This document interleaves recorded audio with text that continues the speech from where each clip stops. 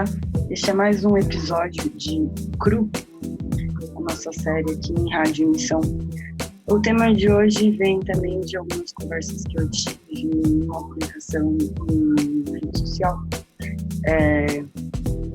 Quando vamos parar de fazer governo e começar a fazer política? Bem, expliquei isso e as pessoas não conseguiram entender. Então eu percebi que seria uma boa oportunidade para fazer esse vídeo. Entre os comentários, por exemplo, que surgiram, alguns disseram, governo é corrupção, política é política. Eu falei, bom, talvez para você, mas o que eu estou falando não é bem assim. O que eu estou falando? Eu estou falando basicamente da distinção desses dois termos, dessas duas palavras, governo e política.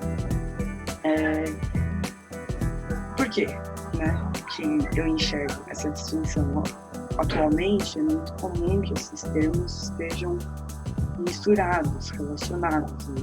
Quando eu faço essa distinção, eu estou pensando em alguns estudos prévios, na filosofia política clássica e também alguns estudos feitos por Hannah, também não só os pensadores da política clássica, mas também filósofos contemporâneos, como Heidegger, Hannah Arendt, Foucault, alguns um pouco menos contemporâneos, mais da modernidade, Marx, Nietzsche. Basicamente, o termo político tem essa tradição maior.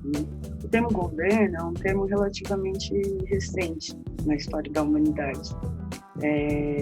Política já tem uma tradição muito mais ampla, já é mais milenária. Porém, a inserção do termo governo no campo da política, no termo política, foi esvaziando cada vez mais a palavra política e ficando cada vez mais equivalente ao termo governo. Então, hoje, se você falar política e governo, para as pessoas é a mesma coisa. Porém, não é. Então, é isso que a gente vai falar um pouco hoje, baseado nesses alguns filósofos e nesses pensadores. Tem alguns apontamentos bem críticos em você fazer essa equivalência. Governo não é política e para alguns filósofos, inclusive, isso pode acabar com a política, essa concepção de governo. Então, vamos lá. A Hannah Arendt parece ser uma das pensadoras que expõe essa tensão que a gente deve ter de maneira mais compreensível nos nossos termos atuais. Ela faz isso nesse livro aqui, Condição Humana. Essa investigação da condição humana, ela faz para saber quais são as condições que garantem o termo humano, a possibilidade de nós sermos humanos, o que nos distinguiria de demais espécies. E ela faz isso, a gente não pode esquecer, já depois de muito estudo sobre opressão e regimes totalitários. Ela era judia e foi perseguida pelo nazismo, e ela viu também a bomba atômica, inclusive ela cita isso nessa obra aqui, o acontecimento da bomba. Então não é de graça que ela se preocupa com a nossa condição de ser humano, não sei se vocês estão me acompanhando aqui, mas eu acho que isso é bem importante, O que permite que a gente seja humano, que a gente não seja um animal, uma besta, nós temos alguma diferença, E o que permitiria? O que permite essa diferença? Uma questão divina, simplesmente? Bom, talvez um pouco, mas no caso aqui é perceber a realidade das nossas atitudes, das nossas ações, Então, para além do campo espiritual e divino, como que nós lidamos com isso na prática, no nosso cotidiano, no nosso dia a dia, como isso reflete na nossa dinâmica. E o que ela analisa é que a nossa condição humana é a nossa vita ativa, que é um conceito que surge no início de Roma, no início da fundação da República e do Estado. A nossa vita ativa são todas as atividades que desempenhamos que são fundamentais para a vida. Ou seja, ela coloca, basicamente, que nós temos algumas seriam mais ou menos como 3 áreas, né? E isso, a vida ativa vem da vida contemplativa, isso é presente em Santo Agostinho, em Marx, em Nietzsche, é um termo bastante antigo, que já foi bastante estudado. E ela pega esses estudos e faz uma leitura a partir do nosso tempo. O tempo dela é muito próximo ao nosso, né? Então, essas 3 áreas, resumindo muito, elas se alternam e se mesclam entre si, mas basicamente elas são as nossas necessidades fisiológicas, emocionais e intelectuais. A condição humana, ela só acontece se essas 3 áreas são satisfeitas na existência de alguém. A importância dessa investigação da Hannah Arendt é que a condição humana, ela permite a vida das pessoas, ela permite a existência das pessoas, logo, ela permite a política, né? Foram sob essas condições humanas que a política surgiu. E o que acontece na modernidade? A composição do Estado ganha uma nova peça na sua engrenagem, a burguesia. Antes, o Estado poderia ser mesmo republicano, parlamentarista, monárquico, que era o grande caso, etc. Mas, com a chegada da burguesia, o Estado republicano se transforma, né? Essa transformação também foi notada por Foucault. Ele mostra que o Estado passou de um Estado de lei para um estado de norma. E então, não só Foucault, Nietzsche também, dentro das investigações dele sobre por que existe opressão, por que existe exploração na humanidade e tal, também vai chegar nesse ponto. Ele está vivendo essa transformação, né? Assim como Marx também está acompanhando esse movimento. Então, espero que seja compreensível aqui até o momento. Por enquanto, nós estamos falando sobre política, simplesmente. E agora a gente vai começar a entrar um pouco mais na relação com o governo. Então, a Hannah Arendt está fazendo esse estudo, ela tinha uma dúvida, né? O problema do Estado é o capital, que assim, ela leu os estudos de política dos grandes pensadores clássicos, ela leu Marx, mas de alguma maneira, após ver o Terceiro Reich de Hitler, ela não conseguia respostas em nenhum desses teóricos mais. Ela decidiu voltar na história até o início da nossa civilização, para entender o início da nossa política. E o que ela vê nesses estudos é que, assim, todo esse processo da construção da política, a partir de um certo momento com a modernidade e o advento da ciência e o termo da sociedade e o termo governo, economia, a sociedade se desenvolve a partir da modernidade, ela culmina no Holocausto, na bomba. Então tem alguma coisa problemática nesse ponto. Ela percebe que a partir da era moderna o Estado vai se preocupando cada vez mais, não ela só, Foucault também, com os detalhes das nossas necessidades fisiológicas, habitação, agricultura, saneamento básico, casamento, velório, etc. Espero que esteja dando para vocês perceberem mais ou menos. Então, o que acontece? Os campos privados e públicos da vida ativa se misturam, mesclam e acabam por não existir mais nenhum nem outro. Se o público se mescla no privado e o privado se mescla no público, não existe mais nem privado nem público, certo? Logicamente, em uma prática lógica, não existe. Eles estão mesclados, não existe mais distinção. Mas a distinção entre privado e público é o que permite a política. Esse que é o ponto-chave da nossa questão aqui. Então, por exemplo, ao invés de se preocupar com o Programa Nacional de Educação para a Nação, eles vão se preocupar se vai usar uniforme ou não na escola. O Estado, por exemplo, não devia nem legislar sobre casamentos, isso devia ser uma coisa do campo privado das pessoas. Então, por exemplo, é muito problemático, tem inclusive muitas correntes das teorias LGBTQI, é difícil entender isso, mas na verdade é muito bom isso que ela coloca, da necessidade do Estado não tomar conta disso mais, porque teoricamente o Estado não deveria legislar se uma pessoa gay pode casar ou não, porque ele não devia fazer isso nem para uma pessoa hétero. Não é um campo do Estado, porque não é um campo da política. Esse não é um campo da política. porque a política ela deve pensar todas as nossas necessidades, as fisiológicas, as emocionais e as intelectuais. Ela não deve se ater a esses pequenos detalhes da nossa vida privada, cotidiana. Isso deveria ser resolvido de outra maneira, né? Então, você pode fumar ou não, beber ou não. Isso teria outras dinâmicas e outras práticas no Estado. Não seriam práticas punitivistas, por exemplo, porque o grande ponto do Estado seria fortalecer políticas a respeito disso e não resolver isso na prática, certo? Então, esse tipo de lógica vai se infiltrando, como vocês podem perceber, nas áreas que são historicamente constituídas no Estado, e vão burocratizando todas essas áreas que são realmente políticas no Estado, na educação, cultura, relações internacionais, essas áreas, por exemplo, que realmente teriam mais a ver com as nossas resoluções políticas, né?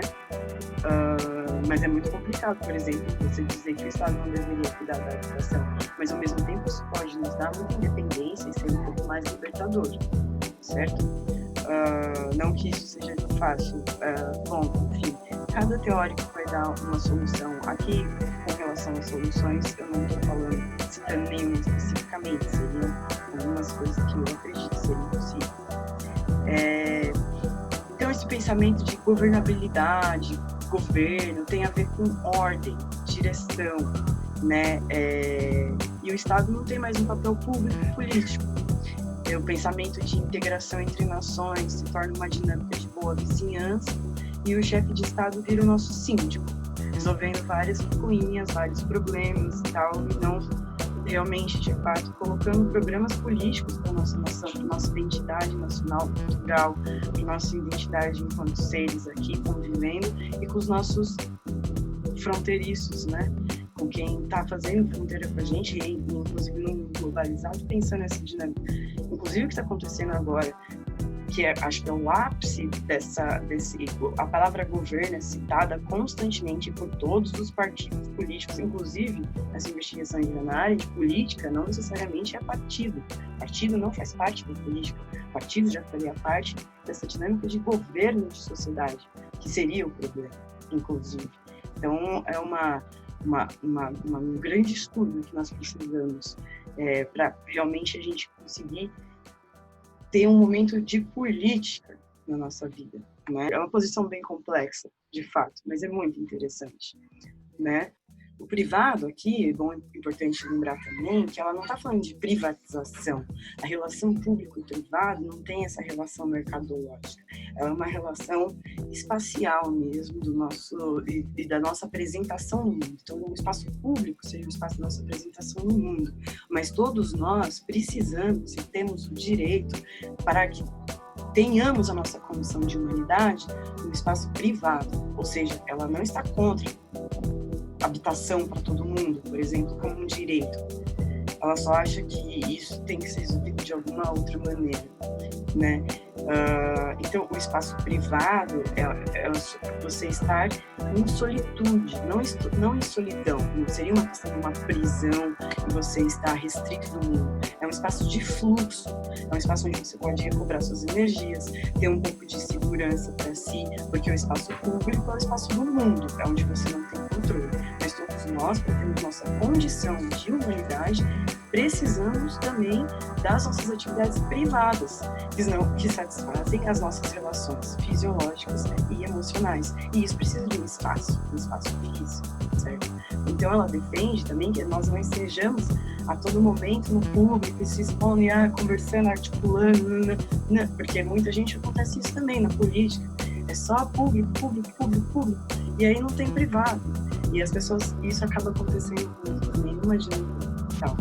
As pessoas não têm privado, apesar de elas terem o seu direito à sua casa, elas terem o dinheiro que compra um espaço, elas não têm de fato esse momento privado, contemplativo e de silêncio que ela pode refletir e depois ir para o público e tal. É uma dinâmica bastante complexa, Então, por exemplo, outra coisa, o Estado ele não teria que dizer, por exemplo, como Hitler fez, que a pessoa não podia ser judia. O Estado não tem nada a ver com isso. O Estado não tem que interferir na religiosidade, na espiritualidade das pessoas, porque isso é do campo privado. Então, ele não tem que dizer se alguém... Então, nesse ponto, vem a reflexão do Estado ser laico.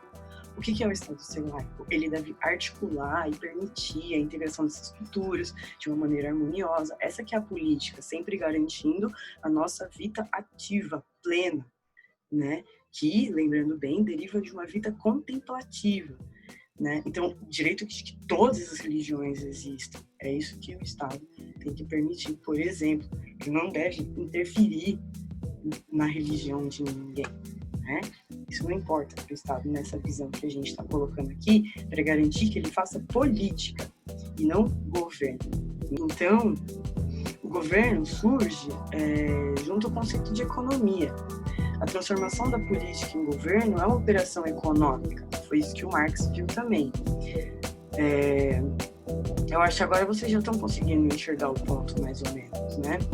O Marx, no Capital, ele fala um pouco dessas questões, não no Capital, Marx fala isso, um pouco dessas questões, mas não no Capital. No Capital, ele